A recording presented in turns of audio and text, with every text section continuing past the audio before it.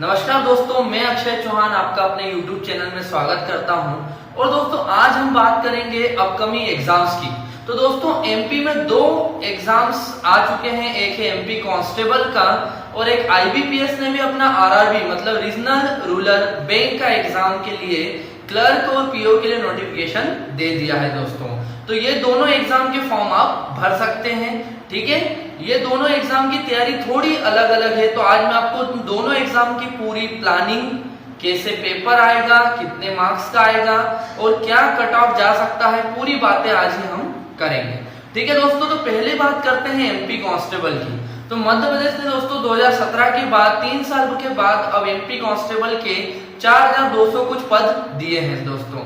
मतलब अब 4300 के लगभग पद मान सकते हैं इसको, ठीक है। तो 4300 पदों की अगर हम बात करें या 4200 पदों की हम बात करें, तो पिछली बार का जो क्राइटेरिया था उसके हिसाब से हम बात करते हैं पूरा कि दोस्तों एमपी कांस्टेबल का जो पेपर आता है वो 100 मार्क्स का आता है।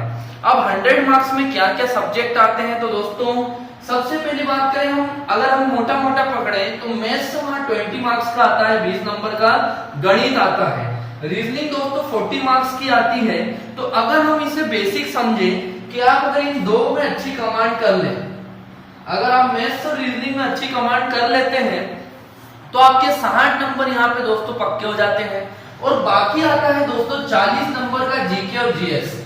अब ये जीके जीएस, जीके मतलब क्या, जनरल नॉलेज और जनरल साइंस। अब इसकी कुछ कैटेगरी है दोस्तों जिसके हिसाब से पेपर सेट होता है। सबसे पहले बात करिए 40 नंबर कैसे डिवाइड होते हैं। तो यहाँ पे दोस्तों एक आता है जीके, सिंपल जीके। जीके मतलब जनरल नॉलेज, जहां पे आपके 4 से 5 सब्जेक्ट आते हैं, जैसे हिस्ट्री, ज्योग्राफी, पॉलिटी और यहाँ पर आपका कॉन्स्टिट्यूशन, ठीक है, संविधान। तो दोस्तों इसकी तैयारी अगर आप नहीं भी करते हैं कांस्टेबल में तो भी चलेगा।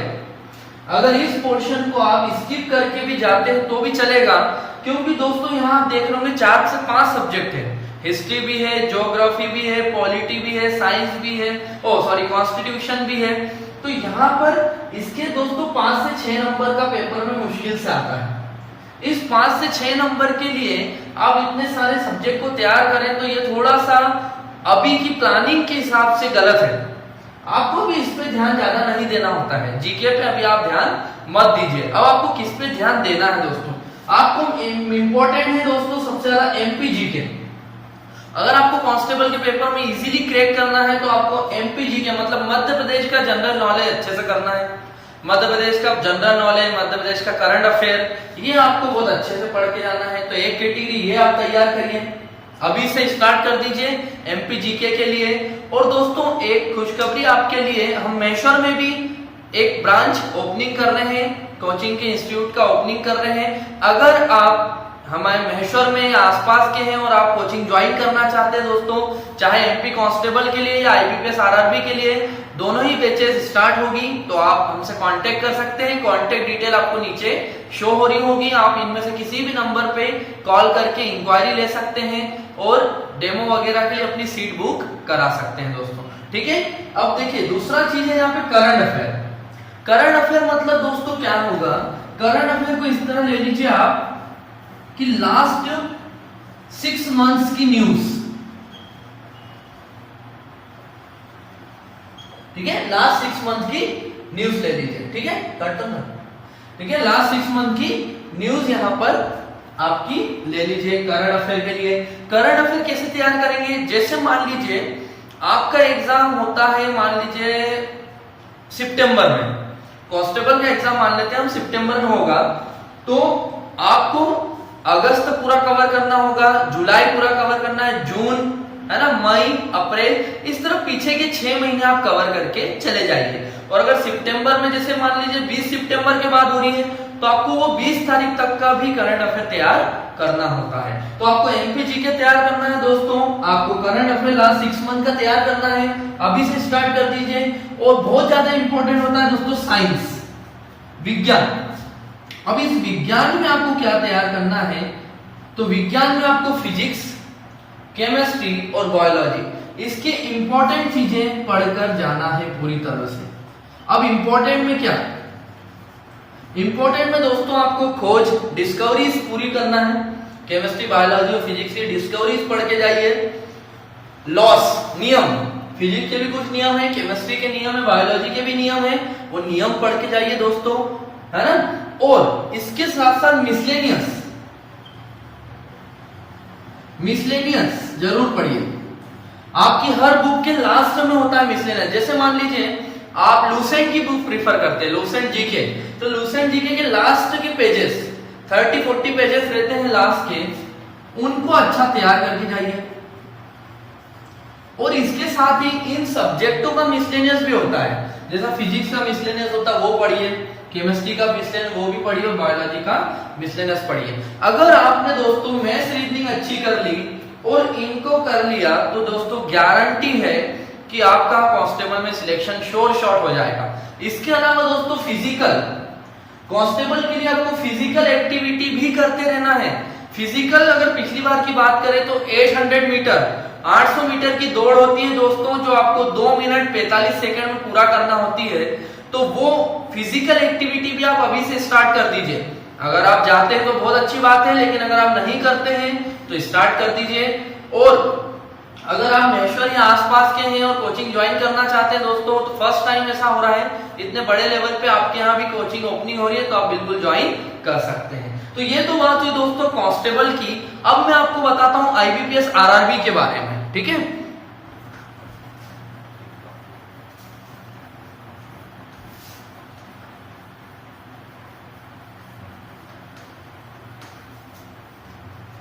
दोस्तों मैं बात करूं अगर आईबीपीएस आरआरबी की,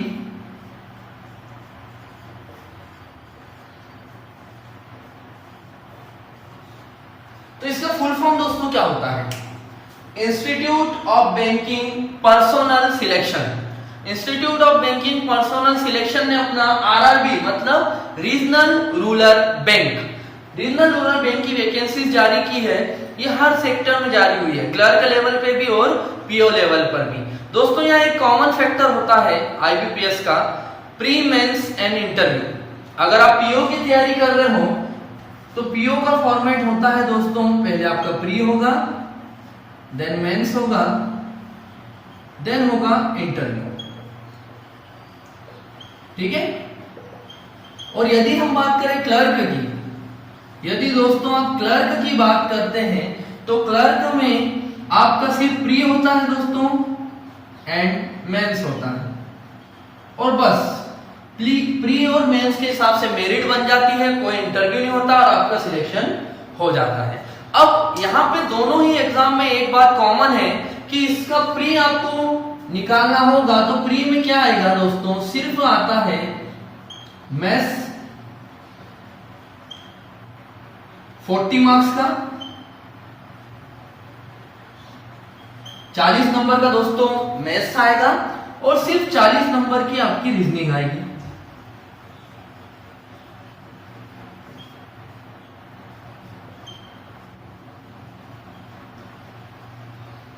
ठीक है दोस्तों, सिर्फ ये दो चीजें आएगी, 40 नंबर का मैथ्स, 40 नंबर की रीजनिंग। लेकिन यहां पे दोस्तों आपको चाहिए होगी स्पीड, ठीक है। स्पीड आपको यहां नेसेसरी है, स्पीड के बिना आपका काम नहीं चलेगा, क्योंकि ये पूरा पेपर होगा मात्र 45 मिनट्स का।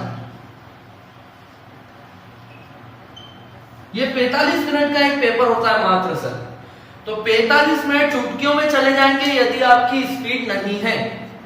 तो अगर आप फर्स्ट टाइम यूजर हैं तो प्लीज आप पूरी तरह से गाइडेंस के लिए या कंसल्टेंट के लिए मेरे नंबर शो हो रहे होंगे, मुझसे पूछ सकते हैं, आप कोचिंग भी ज्वाइन कर सकते हैं, क्योंकि इसके लिए आपको स्पीड पे वर्क करना होगा और उसके लिए आपको प्रॉपर गाइडेंस, टेस्ट सीरीज और दूसरी चीजों की भी जरूरत लगेगी, मतलब प्रॉपर एक टीचर की जरूरत आपको स्टार्टिंग में लगेगी इसके लिए, ठीक है। रही बात कांस्टेबल की, तो कांस्टेबल के लिए भी दोस्तों 60 नंबर का मैथ्स और रीजनिंग ही इंपॉर्टेंट है। तो ये दोनों पेपर कहीं ना कहीं मैथ्स रीजनिंग पे डिपेंड है, और दोनों पेपर में मैथ्स रीजनिंग अगर आप कर गए तो आपका सिलेक्शन श्योर है।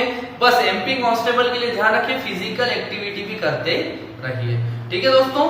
तो अगर आपको ये मेरा वीडियो पसंद आया हो तो प्लीज इसे लाइक करें, मेरे चैनल को सब्सक्राइब करें और इस वीडियो को दोस्तों में शेयर भी करें। थैंक यू दोस्तों।